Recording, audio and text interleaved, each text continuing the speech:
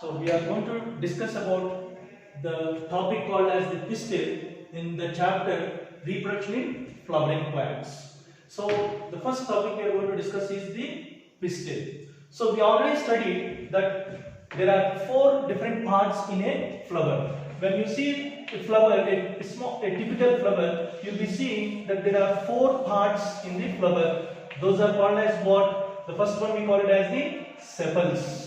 Then the second one we call it as the petals.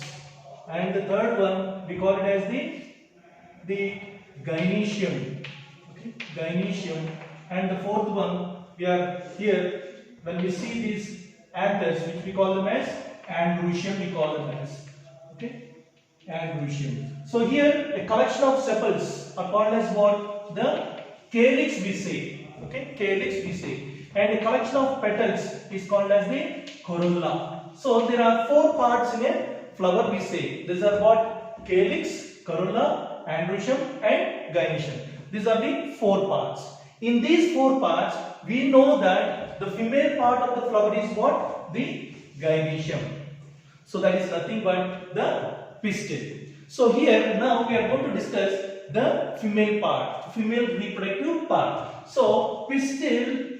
Okay, pistil is the female reproductive part of the flower. Female reproductive part of the flower. So, pistil is the female reproductive part of the flower. So, this pistil, when you look at the pistil, it may be of different types. It may be of different types. So, suppose if you are seeing in this diagram now, here it is showing a typical hibiscus flower. Okay, hibiscus flower where it is dissected, means all the orals like calyx, corolla and the androecium are removed. Only we are seeing the pistil. Only we are seeing the pistil. This is now dissected, means other parts of the flower are being removed. Then this will be called as the pistil. We are calling it as. So now when we say that pistil is the female reproductive part of the flower, female reproductive part of the flower, we should also remember that the other examples that we come across. Here we are going to come across 2 words called as multicarpellary. Multicarpellary. See, when a gynoecium, okay, we are calling it as what? Now, in the beginning of what we said, the female part is the gynoecium. So, gynoecium is the female reproductive part. Otherwise, we are calling it as the pistil. So, here we can say that it is nothing but what? Gynoecium. Okay, gynoecium. Gynoecium is the female reproductive part of the flower. So now this gynoecium, when it is having the pistils, okay, when it is having many pistils, more than 1 pistil, we will be calling it as what? Multicarpellary. And if it is having only 1 pistil, we call it as monocarpellary. So there are 2 words which we have to remember: multicarpellary and monocarpellary. Means what? When there is only 1 pistil, we call it as monocarpellary. If there are more than 1 pistil, many pistils are there, we call it as multicarpellary. So we have to remember these 2 words: multicarpellary and monocarpellary. So now here, when we say that it is multicarpellary, the pistils may be fused together or they may be present freely. So here are the best examples that are given. What we said about the multicarpellary, when the pistils are many in number. But these pistils, which are many in number, may be fused together or they may be present freely. So when they are fused, okay, when they are fused together, we use one word called as syncarpus. Okay, we use one word called as syncarpus. So what do you mean by the word syncarpus? When the pistils, okay, pistils are fused together. When the pistils are fused together, we call it as the syncarpus. So here is the best example we are seeing, that which we call it as, the best example is papivera. Okay, papivera is the best example where we say this as multicarpellary syncarpus. Multicarpellary means what? There are many pistils. Syncarpus means what? All those pistils are fused together. All those pistils are fused together. So here we are seeing the stigma where it is showing all the pistils are fused together, we are seeing. And in the same way, if you are seeing another type of multicarpellary is, there is another one which we call it as Hippocampus. There is another one called as Hippocampus. So what do you mean by the Hippocampus? It is also multicarpellary. Means what? There are many pistils. But here all the pistils are present freely. In this diagram, okay, diagram C, we can see that it is made up of many pistils. Multicarpellary we are saying. And at the same time it is Hippocampus. Means what? All the pistils are present freely. And the best example is Michelia. Okay, the best example is Michelia. So here we have understood that the first point it has what? Gynoecium, or otherwise the pistil is the female reproductive part. Okay, gynoecium is the female reproductive part of the flower, and that gynoecium is made up of what? The pistil. So these pistils may be of multicarpellary, many in number, or maybe one. So if it is many in number, it may be syncarpus or hippocarpus. Syncarpus means what? Their pistils are fused together. Hippocampus means what? Their pistils, okay, pistils are freely present. Okay, pistils are freely present. This is what we should keep in mind when we talk about the gynoecium. And here, gynoecium is having different parts. So here, taking the example of the hibiscus, we can see what are the parts of the gynoecium. So here, the most important parts that we have to keep in mind is the first one, the stigma. Okay, the first one is the stigma, and the second one is the style, and the third one is the ovary. These are the three important parts of the gynoecium, female reproductive part of the flower. So stigma.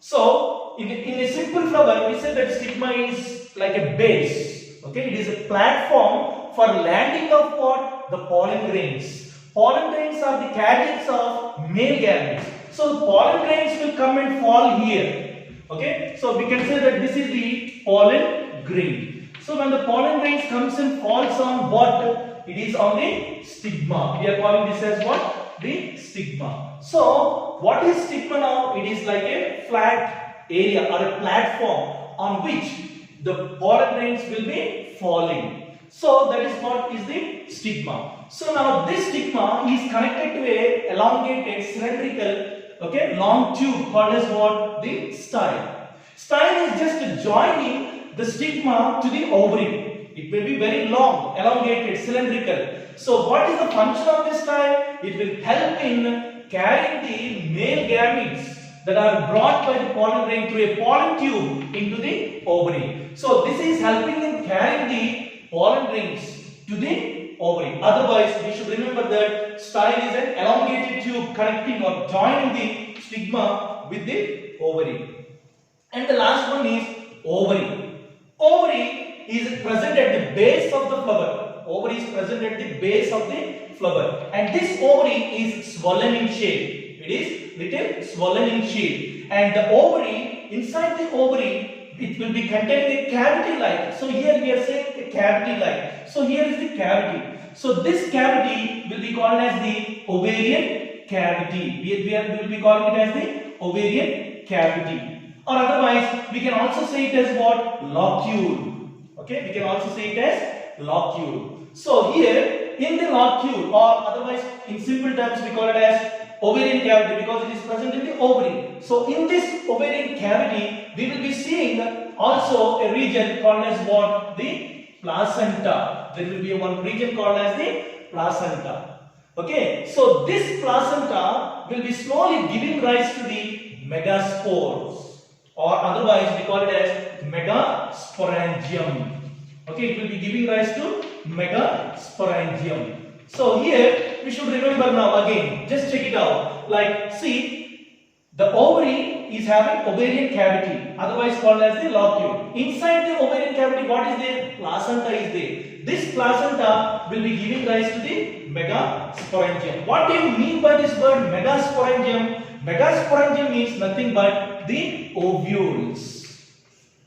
Megasporangium means ovules that will be formed from the placenta. Where is the placenta present? In the ovarian cavity. So in a flower, there may be one ovule or many ovules. So for example, so let us take the examples of ovules based upon the ovules. If you are taking the examples, see, if you are taking the example of a wheat or paddy or mango. In these three different types of plants, each flower will be bearing only one ovule. That's what is important. In the wheat or in the paddy or in the mango flowers, they will be having only one single ovule. But in the other case, there are other examples that we should remember where there may be more than one ovule. There may be more than one ovule. Like for example, the best examples which you can quote is papaya. And there is another one called as watermelon. And the last one that we should keep in mind about containing many ovules is the orchids. Okay, orchids. So these are all the examples to quote for different flowers having different ovules. Ovules, if there may be a flower with only one single ovule. For example, what? Wheat, paddy, and mango. These flowers, of these plants will be having only one single ovule. But there are other plants like papaya, watermelon, and orchids. In these flowers will be having more than one ovule. So the next topic which we are going to study is the Megasporangium. It is nothing but commonly called as the ovule. Here most of the children will be getting confused with the Megasporangium and Megasporangia. So here please remember, Megasporangia means it is the ovules. Okay, it is regarding to the ovules. Whereas Megasporangia means it is about only the single ovule. So we are now going to discuss about the Megasporangium ovule. Now, in a typical angiospermic plant or flower, if you are looking at a typical angiospermic flower, here in a flower, in the ovary, there will be a group of cells here, and in the ovule in the ovary called as the placenta. So here the ovule, this structure is the ovule. This ovule is now found attached to the placenta. So from where this ovule is arising or coming rise, it is from the placenta. So we should remember that ovule is found attached to the placenta. Now this is a typical structure of the ovule. Now when you look at the ovule, ovule is attached to the placenta with a stalk-like structure called as funicle. So there will be a funicle which is simply called as a stalk. So ovule is attached to the placenta with a stalk-like structure called as the funicle. Which means here the group of cells from the placenta will be arising like this, and they will be involved in the formation of the ovule. So this structure, this structure we call it as what? The funicle. So now the funicle will be attached to the main ovule, body of the ovule. But the point at which the ovule is attached to the funicle is called as the hilum. This is another point we have to keep in mind, which means that if you are taking the ovule body, the main body of the ovule is attached to the funicle with the help of a structure called as hilum. So hilum is nothing but the junction between the main ovule body and the funicle. Hilum is the junction between the main ovule and the funicle. It is attaching the funicle with the main ovule. And now, if you are looking at the next one, here we should see that the next one is integuments. The first one is the funicle, which is like a stalk-like structure. Second one is the hilum, which is attaching the ovule to the funicle, and the third one is the integuments. So there are two integuments. Integuments means an envelope or a covering, a covering that is there present around the main ovule or the ovule body. So integuments can be outer and also inner. There will be one envelope covering called as outer integuments. There will be another envelope called as inner integuments. So there are two integuments that are there here, you can see. This is the outer integument and this is the inner integument enclosing the group of cells now called as the nucellus. So these integuments are enclosing what? The fourth one you can say, these integuments are enclosing a group of cells called as dense mass of cells called as nucellus. And these cells which are covered by what? integuments are rich in food materials. Rich in food materials.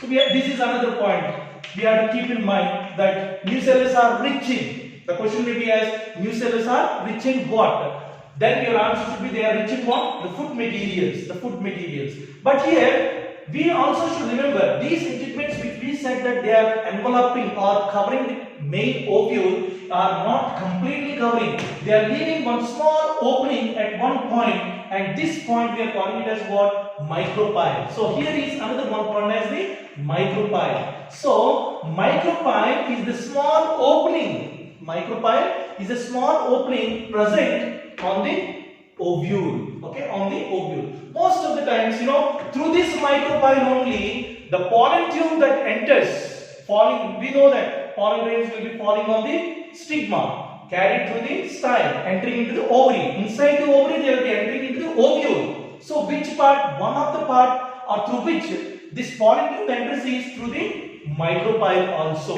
which we will be discussing little later on about the micropyle. So, here micropyle is the small opening, means there at that point the integuments are not completely covering the main ovule body. So here then we also should see that there is one sac-like structure that is present called as embryo sac, that is present at the center. So one of the cells of the nucellus will be changing into the embryo sac. Now embryo sac is also will be called as female gametophyte. So embryo sac is present at the center of the ovule. So this embryo sac is present at the center of the ovule, and towards the other side, okay, opposite of micropyle, this is the opening of the ovule, opposite to the micropyle there is one base region that is called as chalazal pore. So this chalazal pore, okay, is the base of the ovule. So these are all the parts, okay, and generally in a flower or in an ovule we will be seeing only single embryo sac that will be formed, okay, single embryo sac that will be formed generally in an ovule from the megaspore. That is important. Generally in a flowering plants, in one ovule there will be only single embryo sac that is formed from the megaspore. So these are all the points that we should keep in mind when we talk about the Megasporangium. Okay, when we talk about the Megasporangium. So these are very important points that we have to keep in mind, that ovule is arising from the placenta and having all these parts. Thank you.